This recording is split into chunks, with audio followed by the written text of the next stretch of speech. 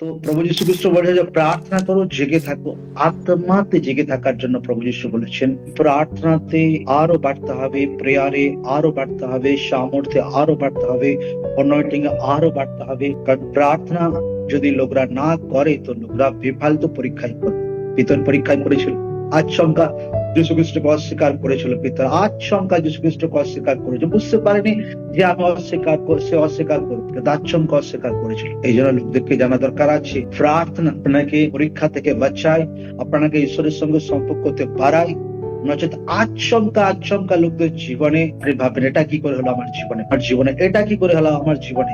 এটা প্রার্থনা কমির কারণে এরকম হয়। প্রার্থনা কমির কারণে লোকদেরকে প্রার্থনাতে বাড়তে হবে, সামর্থ্যে বাড়তে হবে, অনয়েটিং এ বাড়তে হবে, তাগাতে বাড়তে হবে, ফায়ারে বাড়তে হবে, যেন ঈশ্বর আপনার জীবনে বড় কিছু রেজাল্টকে যেন উৎপন্ন করতে পারে। ঈশ্বর আপনার দ্বারা যেন প্রুফ হয়, আপনার লাইফ দ্বারা যেন ঈশ্বরের মহিমা